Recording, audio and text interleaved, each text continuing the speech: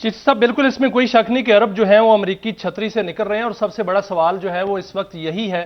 कि क्या उनको एहसास हो गया है कि उनका तहफ़्फ़ुज़ जो है अमेरिका नहीं कर सकता, ना कर पाया है। ये सवाल मैं बाकायदा तौर पर पूरे हक़ाइक़ के साथ आपके सामने रखूंगा। लेकिन अभी मेरा सवाल ये है सर,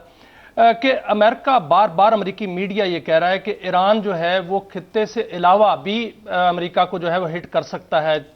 हो सकता है कि उनके पास, बल्कि वो तो दावा कर रहे हैं कि 10,000 किलोमीटर मार करने वाला उनके पास जो है वो मिसाइल मौजूद हैं। ईरान ने हमेशा ये वाजे किया है कि ना उनके पास ऐसी कोई मिसाइल हैं, ना उनके पास कोई जो है वो एटम बम है। तो फिर बार बार इस तरह का प्रोपेगेंडा इसको कहेंगे, या वाकईतन कोई सरप्राइज है ईरान के पास कोई ऐसा कि अगर कोई हमला होता है तो वो सरप्राइज ऐसा दे सकता है कि वो अमेरिका के जो तनसीबात हैं या अमेरिका खुद इटसेल्फ, उनका मुल्क, वहां पर भी उसको हिट कर सकता है?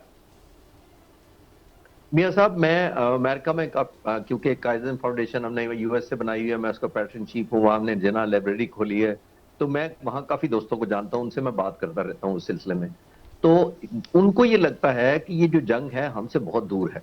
ये हमारी फौज जरूर लड़ रही है, हमें एक खुद पर्सनल लेवल पर या कम्युनिटी लेवल पर कोई इनसिक्योरिटी नहीं है। जो दुनिया में मुल्क चाहते हैं कि सीज फायर ना हो, जिसमें इसराइल नंबर 1 है, वो ये अमरीकी लोगों को ये पैगाम देकर एक एलिमेंट ऑफ इनसिक्योरिटी पैदा करना चाहते हैं कि अगर आप समझते हैं कि स्टेक होल्डर सिर्फ इसराइल है और 1600 किलोमीटर दूर हम पर वेपन्स गिर रहे हैं, तो 6-7 हजार किलोमीटर आप तक भी पहुंच जाएंगे कि उनके पास तो 10,000 वाला मिसाइल आ गया। तो ईरान भी कह रहा है, और ईरान के पास अगर होता भी किसी स्टेज पर, वैसे ही अजम्पशन के पॉइंट ऑफ व्यू से कह रहा हूं, तो ईरान को नहीं चाहिए कि अमेरिका के लोगों को हिट करे, क्योंकि अब वेज बनी हुई है between Israeli people, the government मैं बात कर रहा हूं, एंड अमेरिकन गवर्नमेंट, और एक मिसट्रस्ट का डेफिसिट हुआ है। अगर खुदा ना खास्ता थोड़ी देर डिस्कशन के लिए अगर कोई काबिलियत होती और वो अमेरिका को हिट कर देता, तो ओपिनियन फिर कन्वर्ज हो जाएगी, जो ईरान के लिए बहुत ही ज्यादा डैमेजिंग होगी। तो आई थिंक ये वो शो स्पॉइलर हैं जो बेसिकली अमरीकी लोगों को ये खौफ पैदा करना चाहते हैं कि हम नहीं बचे हुए, कुछ अरसे में अगर ये हुआ तो आप भी नहीं बचेंगे। अगर अमेरिकन कन्वेंशन हमला या न्यूक्लियर हमला आप पर होने वाला है, तो आप स्ट्रेट अवे आए और इसके खिलाफ खड़े हो जाएं और उसको एलिमिनेट कर दें, रिजीम चेंज कर दें। तो आई थिंक ये उसी कैंपेन का हिस्सा है, more of propaganda, nothing to with the reality. हम बहाने की बात कर रहे थे कि जो ट्रंप साहब हैं वो बहाने ढूंढ रहे हैं जंग से निकलने के लिए, बहाना कोई मिल नहीं रहा, किसी पर डालते हैं कि उसके कहने पर मैंने जंग जो है वो बंद की है। आज भी उन्होंने कहा कि हम ईरान बेताब है डील के लिए, लेकिन ज़्यादा वक्त नहीं देंगे, हम दोबारा हमला कर देंगे। जो अरब ममालिक हैं सर, इस जंग से पहले और बाद की सूरत हाल बहुत मुख्तलिफ है। जो अरब ममालिक हैं वो लग यही रहा है कि वो अमरीकी छतरी से निकलना चाह रहे हैं, क्योंकि खबर ये आई कि सऊदी अरब के जो वली अहद हैं शहजादा मोहम्मद बिन सलमान, ना सिर्फ उन्होंने इनकार किया कि अपनी सरजमीन देने से, अब और साथ साथ उन्होंने ये भी कहा कि हमला नहीं करना ईरान पर, मना किया गया उनकी जानिब से ट्रंप को। और जो कतर के अमीर हैं उन्होंने भी यही कहा कि अपनी सरजमीन देने से इनकार किया, और साथ उनको मना भी किया कि हमला नहीं करना। यूएई की जानिब से भी मना किया गया, क्योंकि यूएई लगता है कि वापस लौट रहा है, क्योंकि इसलिए कि वहां पर जो नेतान्याहू का दौरे की गूंज थी वो यूएई तो तरदीद करता रहा, लेकिन नेतान्याहू खुद उसकी तस्दीक करते रहे और उसके मशीर भी तस्दीक करते रहे जो उनके साथ थे, मुबैना तौर पर वो दौरा हुआ या नहीं हुआ, लेकिन उन्होंने ऐसी सतह पर उनको ले आए कि जिस पर यूएई जो है वो तरदीद ही कर रहा था। सर, कबल अज जंग और बाद अज जंग खलीज तो बदलता हुआ नजर आ रहा है, बदल चुका है।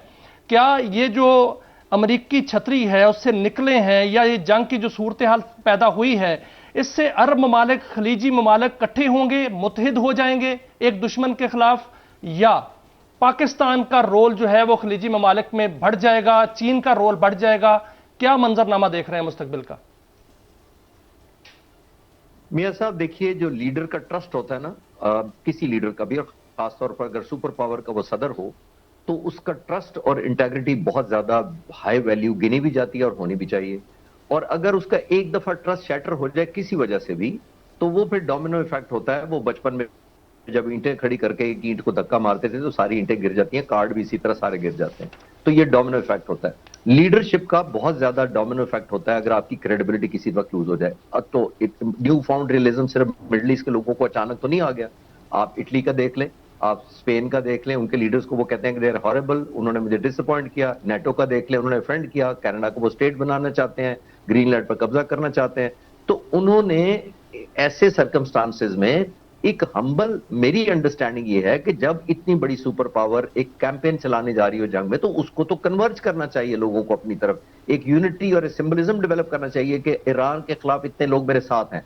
کوسوو کا، بوسنیا کا ہوا تھا، سربیا کا حملہ جب امریکہ نے کیا تھا 78 دن تک بمباری کی تھی اور تقریباً نیٹو کے تمام ممالک شامل تھے۔ تو میں یہ افغانستان پر جب بمباری کی تھی، آلموسٹ آپ نے دیکھا کتنے دن بمباری ہوئی، تب جا کر وہ قبضہ ہوا، تمام نیٹو ممالک ساتھ تھے۔ افغانستان جو پہلی دفعہ ہوا تھا وہ بھی ساتھ۔ تو میں یہ کہنا چاہ رہا ہوں کہ ایک مورل اسینڈنسی ہوتی ہے، سٹیک ہولڈرز آپ کے ساتھ زیادہ ہوتے ہیں، لاسز شیئر ہوتے ہیں، آپ کے خلاف کیمپین نہیں چلتی آپ کے اپنے ملک میں، کیونکہ لاسز اور کے بھی ہو رہے ہوتے ہیں تو آپ لوگوں کو کہتے ہیں کہ یہ کمبائنڈ لاسز ہیں۔ اب امریکہ نے کیا کیا، آنے سے پہلے سب کو فنڈ کیا، تو یورپ باقی ممالک کو فنڈ ہو گئے، تو اب مڈل ایسٹ کے ممالک کو بھی ایک نیو فاؤنڈ ریئلزم آیا ہے کہ نہ وہ ڈیفینڈ کر پائے ان کے ایئر بیسز کو، جو 13 یا 16 کے قریب بیسز ہیں ان کے، وہ بھی ڈیفینڈ خود نہیں کر پائے، ان کے پرسنل کو موو آؤٹ کرنا پڑا، افیکٹو رہے نہیں، الٹا ان کی ڈومیسٹک پریشر بلڈ ہو گیا، اکانومی تباہ ہو گئی۔ تو آئی تھنک اس کے اندر دوز اور چار کرنے کی ضرورت ہی نہیں ہے، تمام ملکوں کو اب ریئلائز کرنا چاہیے۔ میں یہ نہیں کہہ رہا کہ امریکہ کے خلاف کھڑے ہو جائیں، لیکن ان کو یہ ریئلائز کرنا پڑے گا جو اوور دا ڈیکیڈز ہم نے یہ ساری کنورجنس کی تھی امریکہ کے ساتھ،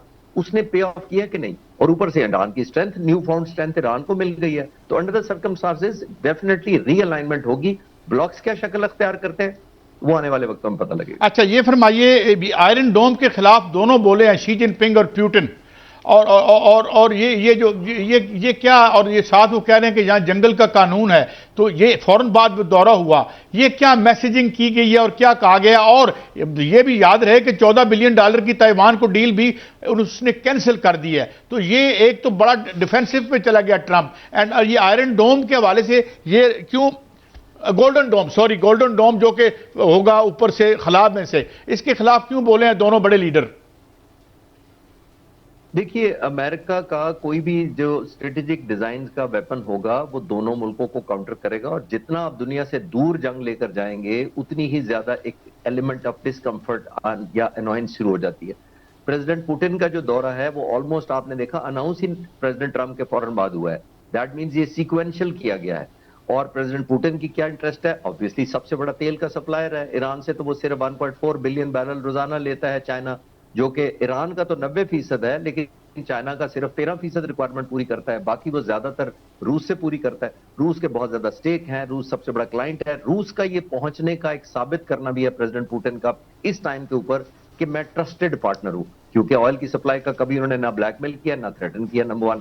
چائنا بھی یہ چاہتا ہے کہ بغیر مجھے سپر پاور ڈکلیئر کیے جائے، مجھے سب سے بڑی اکنامک پاور مانا جائے، تو یہ ایک ریلیونس ہے۔ تو پریزیڈنٹ ٹرمپ اپنی کمزوریاں ان کو کور کرنے گئے ہیں، اس دفعہ 2007 سے لے کر اس دفعہ جو ان کی ملٹری پہلی ہوئی ہے نیشنل پریڈ، وہ اتنی لمیٹڈ ہوئی ہے، مور آف اے سمبولک ہوئی ہے، کس وجہ سے کہ یوکرین کے ڈرون آ کر حملہ نہ کر دیں ریسلز پر یا ایکچوئل پریڈ کے اوپر۔ تو میں یہ صرف بتانے کی یہ کوشش کر رہا ہوں کہ پریزیڈنٹ ٹرمپ کی دورے کے بعد صرف یہ سٹینڈ الون نہیں ہے کہ انہوں نے ان کی دشمنی میں ہونا ہے، ان کے اپنے اپنے بھی مسائل ہیں جن پر انہوں نے کنورج ہونا ہے، اور کنورج ہو کر وہ ایک دوسرے کو اسٹرینتھن کرنا چاہتے ہیں۔ اور سب سے کرٹیکل اس وقت پوزیشن چائنا کی ہے کہ وہ زیادہ کس کی طرف الائن ہوتا ہے، لیکن آخری جملہ یہ ہے کہ چائنیز بہت سمجھدار ہیں، وہ اوپنلی کسی ایسے ملک کی طرف نہیں جائیں گے out of the two, Russia یا امریکہ، وہ اپنی نیشنل انٹرسٹ دیکھیں گے، اپنی سیکورٹی دیکھیں گے، اپنا اکنامک بزنس دیکھیں گے اور اپنے اسٹیک دیکھیں گے۔ بہت شکریہ جناب